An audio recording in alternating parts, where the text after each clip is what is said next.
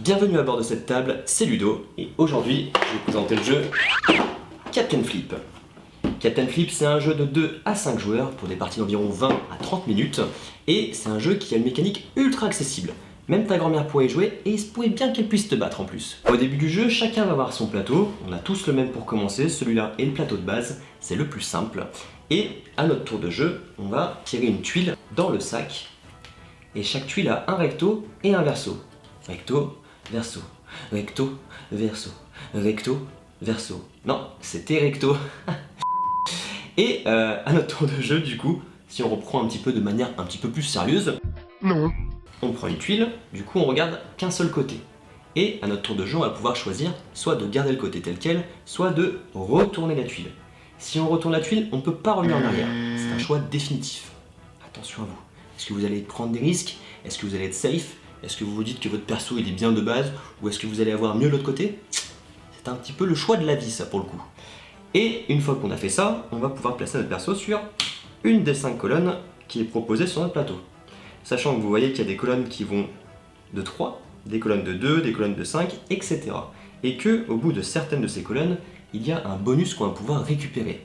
Là, en l'occurrence, si on arrive au bout de celle-là, on va récupérer 3 points. Si on arrive au bout de celle-là, 5 points. Et au bout de celle-là, la carte, qui est un élément qui va pouvoir passer de joueur en joueur. Et cette carte, vous allez pouvoir récupérer de deux manières. Soit avec le cartographe, soit en l'occurrence sur ce plateau, en ayant complété cette colonne. La carte, tant que vous l'avez en votre possession, à la fin de chacun de vos tours, elle vous rapporte une pièce. Une pièce dans ce jeu égale un point. Plus vous êtes pièce, plus vous êtes point. Quand ça reviendra à nous, du coup, on fera le même principe. On tire une tuile. Est-ce qu'on la garde? Est-ce qu'on switch? Et on va pouvoir la placer, du coup, soit sur une autre colonne, soit sur une colonne au-dessus du perso qu'on avait déjà posé avant. C'est ce qui va nous permettre, du coup, de monter petit à petit. Au niveau du nombre de personnages, il y en a 9. Chaque personnage va avoir son effet. Certains vont être des effets actifs. Au moment où ils vont être joués, ils vont avoir un effet qui va s'appliquer directement. Et d'autres vont avoir un effet en fin de partie uniquement. Ça va être à vous de placer vos personnages aux bons endroits pour pouvoir marquer un maximum de points. Si je prends l'effet de la vigie, c'est un personnage qui doit être le plus haut possible. Car son effet, c'est s'il n'a pas de personnage au-dessus de lui, vous allez marquer 4 points en fin de partie. Donc forcément, vous allez vouloir le mettre le plus haut possible. D'autres personnages comme ça vont être aussi intéressants en fonction de leur placement. Les mousses par exemple, vous allez marquer plus de points si vous avez un mousse sur chacune des colonnes différentes. Les canonnières vont être plutôt efficaces pour marquer des points rapidement, mais en fin de partie, si vous avez 3 canonnières, vous explosez directement.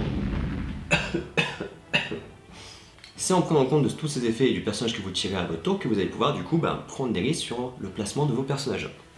Une fois qu'un joueur atteint cette configuration où il y a 4 colonnes de complétées sur 5, c'est pas forcément celle-ci mais c'est pour un exemple du coup plus précis, ça aurait pu être celle du milieu avec 3 autres colonnes, et on termine le tour en question. Une fois que le tour est fini et que tout le monde a joué le même nombre de fois, la partie se termine et on compte le total de points. Là en l'occurrence, la plupart des personnages avaient des effets actifs.